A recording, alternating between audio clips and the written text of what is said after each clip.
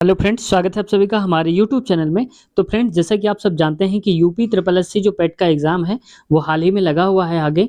तो इसके आज हम प्रीवियस ईयर क्वेश्चन पेपर करेंगे, जिससे आपको ये आइडिया लग जाएगा कि क्वेश्चन का लेवल क्या होता है और किन-किन टॉपिक से क्वेश्चन ज़्यादा पुट अप करे जाते हैं, किन टॉपिक को हमें फोकस करके जाना है और अंतिम समय में हमें कौन से क्वेश्चंस पढ़ने होंगे। तो ये आपकी बहुत मदद करने वाली है आज की जो वीडियो है। वीडियो में अंत तक बने रहेंगे तो पूरी जानकारी आपको मिल जाएगी।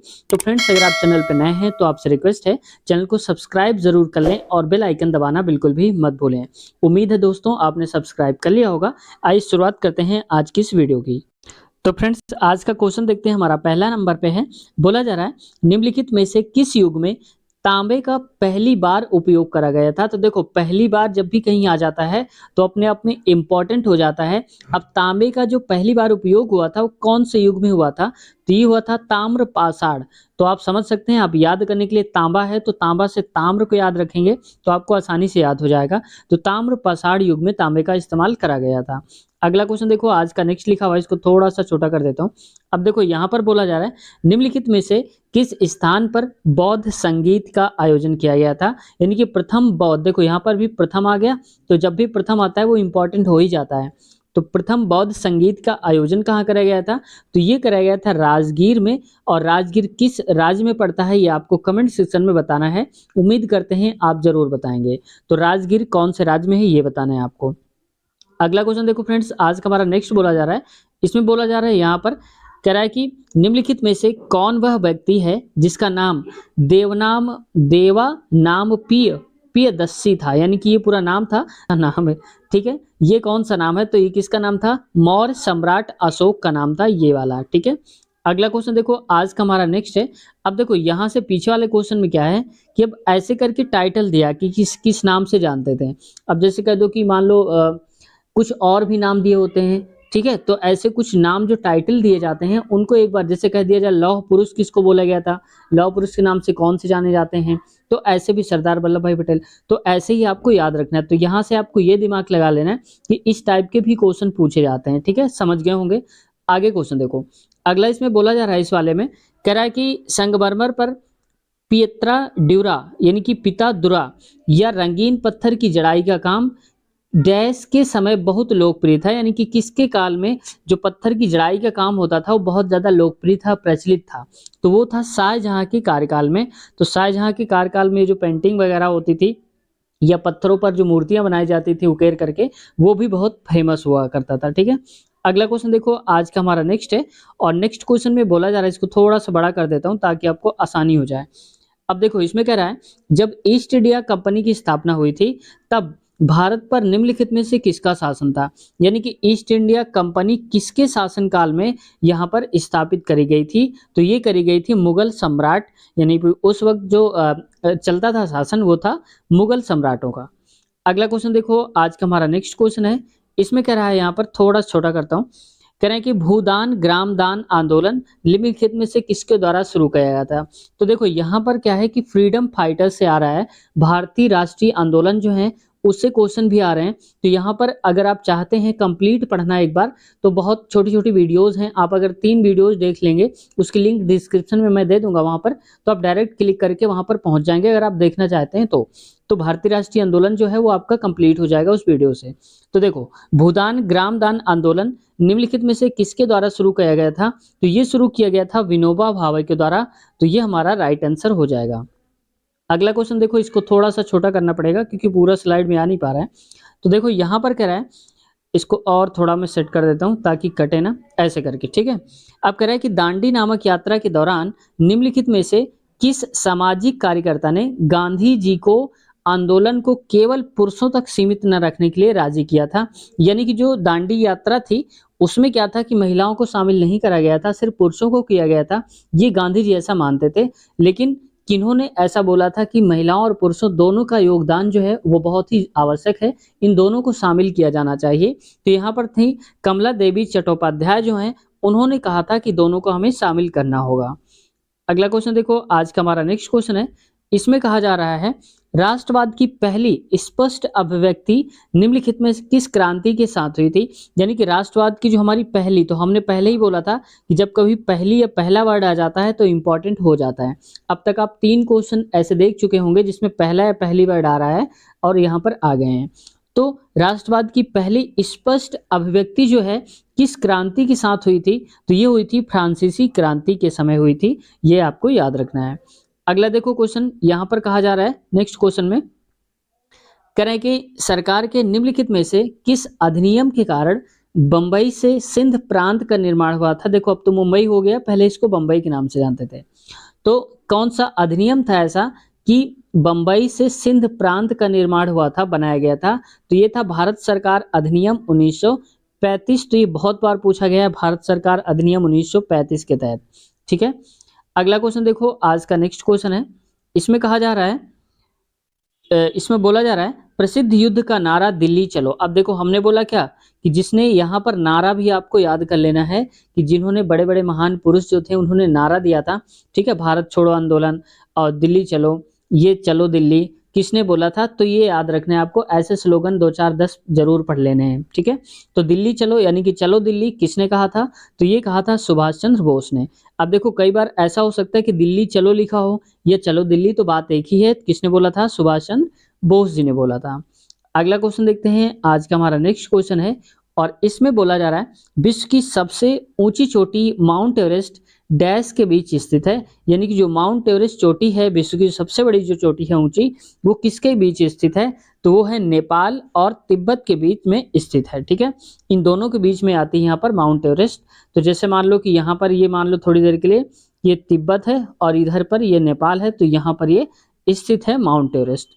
अगला देखो नेक्स्ट क्वेश्चन आज का हमारा, कह रहा है इस क्वेश्चन में कि निम्नलिखित में से भारत में अक्टूबर की गर्मी का मुख्य कारण क्या है। यानी कि अक्टूबर में जो गर्मी पड़ती है हमारे यहाँ भारत में, तो उसका मेन रीजन क्या है, क्यों पड़ती है, तो ये पड़ती इसलिए है क्योंकि उच्च आर्द्रता से जुड़ा उच्च तापमान हो जाता है।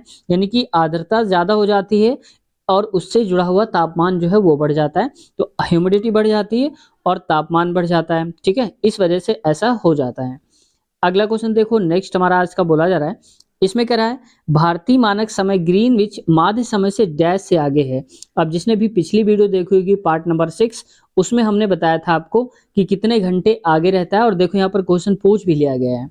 तो कह रहा है कि भारतीय मानक समय जो है हमारा ग्रीनविच माध्य यानी कि जीएमटी से कितना आगे है। अब देखो जीएमटी का फुल फॉर्म भी पूछा गया था उस वाले जो पिछला पार्ट करवाया हमने, तो देखो यहाँ से 3 क्वेश्चन बन गए जीएमटी से, मतलब कि एक जीएमटी का फुल फॉर्म क्या होता है और ये पूछ लिया गया था और ये बोला गया था कि जीएमटी जो है, जीएमटी ग्रीनविच जो टाइम है इसका, ये कितना आगे है भारत मानक समय से, तो ये है 5.5 घंटा, ये भी पूछ लिया गया है। ठीक है, दोनों ही याद रखने हैं आपको। अगला क्वेश्चन देखो यहाँ पर नेक्स्ट क्वेश्चन बोला जा रहा है, इसको थोड़ा छोटा करना पड़ेगा वरना आ नहीं पा रहा है, तो थोड़ा छोटा कर देता हूँ। देखो कह रहा है निम्नलिखित में से कौन जनसंख्या वितरण को प्रभावित करने वाला आर्थिक कारक नहीं है। यानी जो हमारी जनसंख्या है वो अलग अलग जगह पर निवास करती है, इसको प्रभावित करने वाला कारक नहीं है, तो पानी की उपलब्धता जो है ये हमारा प्रभावित करने वाला कारक नहीं है। अगला क्वेश्चन देखते हैं फ्रेंड्स, आज का हमारा नेक्स्ट है और इसको थोड़ा सा बड़ा कर देता हूं ताकि आपको आसानी से दिख जाएगा। अब देखो फ्रेंड्स, यहां पर बोला जा रहा है कि निम्नलिखित में से किस नदी को बिहार का शोक, तो देखो ये बिहार का शोक जो है बहुत इंपॉर्टेंट ही है, क्वेश्चन में हो जाता है।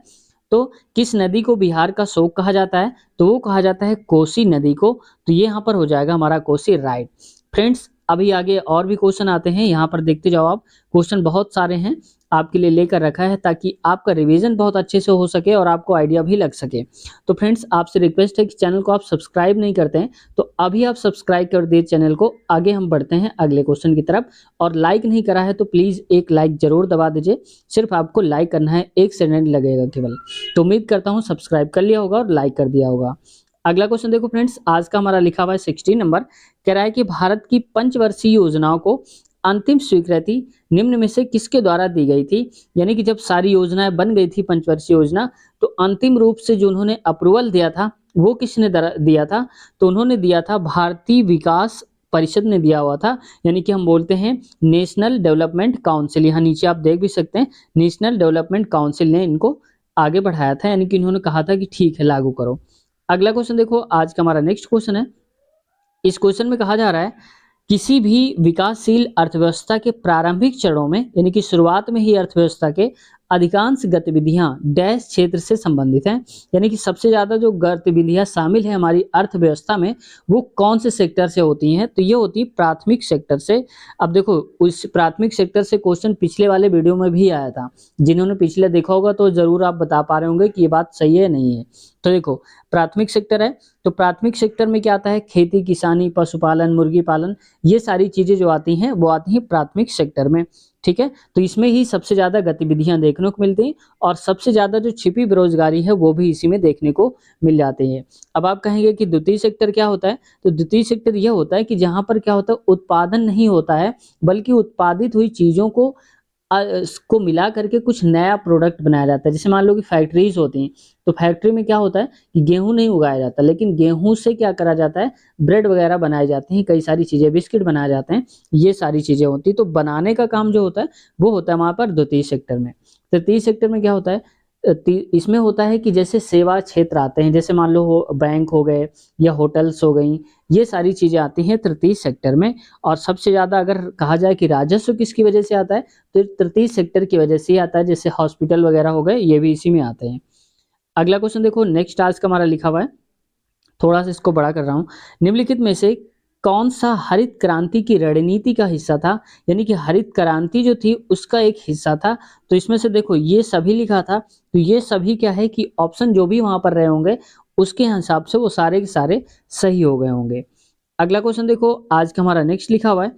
इसमें कह रहा है निम्नलिखित में से कौन एक वाणिज्यिक बैंक है, तो कौन सा एक कॉमर्शियल बैंक है, तो वो है क्या यहाँ पर सिडबी। ठीक है, तो ये यहाँ पर है सिडबी जो बैंक है वो इसका कॉमर्शियल बैंक कहलाता है। तो हो सकता है कि अगली बार पूछ ले सिडबी का फुल फॉर्म क्या होता है, तो ये भी आपको याद रखना है। जैसे सिडबी पूछ लिया जाए, सेबी पूछ लिया जाए, तो इनको एक बार जरूर देख लेना है। ठीक है, मैं उम्मीद करता हूँ आप जरूर देख लेंगे एक बार अपनी बुक से। आगे देखते हैं, यहाँ पर इसको बहुत छोटा करना पड़ रहा है क्योंकि इतना बड़ा लिखा हुआ है कि आ नहीं पा रहा है इस स्लाइड में। अब देखो फ्रेंड्स, थोड़ा बहुत कट जाए तो आप थोड़ा मैनेज कर लीजिएगा। अब देखो अगला बोला जा रहा है निम्नलिखित में से कौन सा सार्वजनिक क्षेत्र का उपक्रम संसद के तहत एक विशेष कानून पारित करके स्थापित किया गया है, यानी कि सार्वजनिक क्षेत्र का जो उपक्रम है कोई संसद ने क्या करा है उसमें विशेष कानून बनाकर उसको पारित कर दिया है। तो यहाँ पर हो जाएगा वैधानिक नियम, यानी कि हम बोलते हैं ये वैधानिक नियम हो जाएगा इसका राइट आंसर। अगला देखो यहाँ पर नेक्स्ट क्वेश्चन है आज का। इसमें कहा जा रहा है, कह रहा है भारत की संघ कार्यकारिणी में निम्नलिखित में से कौन शामिल नहीं है। तो भारत की जो संघ कार्यकारिणी है उसमें से कौन सही शामिल नहीं है, कौन सा इंक्लूड नहीं है, तो वो है यहाँ पर राज्यों के जो मुख्यमंत्री हैं वो संघ कार्यकारिणी में नहीं आते हैं। ठीक है, अगला क्वेश्चन देखो आज का हमारा नेक्स्ट है, और कह रहा है कि यहाँ पर बोला जा रहा है सेंटेंस में। अब देखो यहाँ पर कह रहा है कि क्वेश्चन ही दिया हुआ है, डैश के पास मौलिक अधिकार को लागू करने की शक्ति है, यानी कि कोई भी अगर मौलिक अधिकार है उसको लागू कराना है तो किसके बस की बात है, ये कौन अधिकार है कि वो लागू करा सकता है, तो है कौन उसके अंदर कौन शक्ति है, तो ये है यहाँ पर सर्वोच्च न्यायालय, इसको बोलते हैं सुप्रीम कोर्ट, और उच्च न्यायालय यानी कि हाई कोर्ट। तो अगर हाई कोर्ट या सुप्रीम कोर्ट चाहते हैं तो यहाँ पर किसी भी मौलिक अधिकार को लागू करा सकते हैं। तो ये हो जाएगा राइट आंसर। अगला क्वेश्चन की तरफ बढ़ते हैं, आज का हमारा नेक्स्ट क्वेश्चन है। अब देखो यहाँ पर कह रहा है भारत में राष्ट्रीय मानवाधिकार आयोग निम्न में से किस मंत्रालय के अधीन है, तो यानी कि जो राष्ट्रीय मानवाधिकार आयोग है वो कौन से मंत्रालय के अंतर्गत आता है, तो ये आता है गृह मंत्रालय के अंतर्गत आता है। तो यहाँ पर अगर कई बार ऐसा भी हो सकता है राष्ट्रीय मानव अधिकार आयोग है, इसका फुल फॉर्म दे दिए, शॉर्ट फॉर्म पूछ लिया जाता है। ठीक है, तो यहाँ पर याद रखना है नेशनल ह्यूमन राइट्स कमीशन जो होता है वो राष्ट्रीय मानव अधिकार कहलाता है। कई बार ऐसा भी होता है NHRC पूछ लिया जाता है और कहता है इसका फुल फॉर्म बताओ, तो भी आपको यही फुल फॉर्म बता देना है। ठीक है, आगे देखो क्वेश्चन यहाँ पर नेक्स्ट बोला जा रहा है फ्रेंड्स, कह रहा है इसमें नेक्स्ट वाले सेंटेंस में थोड़ा सा छोटा करना पड़ेगा इसको ऐसे करके, कह रहा है कि संसद में निम्नलिखित में से किसी केंद्र शासित प्रदेश में उच्च न्यायालय स्थापित करने का अधिकार है कि अगर कोई मान लो केंद्र शासित प्रदेश है, वहां पर उच्च न्यायालय बनाना है नया, तो कौन कर सकता है ये काम? तो ये कर सकती है यहाँ पर पार्लियामेंट यानी कि संसद जो चाहेगी वो हो सकता है। कोई भी उच्च न्यायालय बन सकता है किसी भी केंद्र शासित प्रदेश में, लेकिन किसकी अनुमति से? संसद की अनुमति से। आगे देखो नेक्स्ट क्वेश्चन है यहाँ पर। अब देखो इसमें कह रहा है निम्नलिखित में से कौन सा अनुच्छेद भारतीय संविधान में सर्वोच्च न्यायालय की स्थापना और गठन के बारे में है? यानी कि यहाँ पर अगर कोई बात करता है सुप्रीम कोर्ट की स्थापना होनी चाहिए, यानी कि एक सुपीरियर कोर्ट होना चाहिए जो सारे फैसलों को बता सके, जो गलत सही है तो सबसे सुपर एक होना चाहिए। तो सर्वोच्च न्यायालय की स्थापना और गठन के बारे में कौन सा हमारा अनुच्छेद है आर्टिकल है तो वो बताता है। तो ये हो जाएगा 124 यानी कि 124 नंबर जो अनुच्छेद है वो हमें इस बात के लिए बताता है। आगे देखते हैं नेक्स्ट क्वेश्चन है आज का हमारा। ये कह रहा है नेक्स्ट क्वेश्चन वाला, तारों का रंग निम्नलिखित में से किस पर निर्भर है? यानी कि जो तारे होते हैं उनका जो कलर होता है वो क्या बताता है? तो उनका तापमान बताता है। तो तापमान पर ही डिपेंड करता है कि तापमान बहुत ज़्यादा होगा तो इस कलर के, जैसे तारे देखा होगा आपने, सूर्य देखा होगा जो सन है, तो अपने तापमान की ही वजह से इनका कलर जो है वो इस प्रकार का है।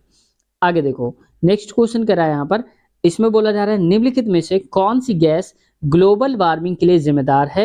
यानी कि ग्लोबल वार्मिंग का जो इफेक्ट है किस गैस की वजह से पड़ रहा है? तो यहाँ पर देखो ग्रीन हाउस गैस जो है, ग्रीन हाउस गैस जो बोलते हैं वो इसमें के लिए जिम्मेदार हैं, जैसे कि नाइट्रोजन हो गया और कार्बन डाइऑक्साइड हो गया है, तो ये हो गया। तो ये सारी गैसें जिम्मेदार हैं ग्लोबल वार्मिंग के लिए, जिससे हमारे एटमॉस्फेयर के टेम्परेचर जो है वो बढ़ जाता है।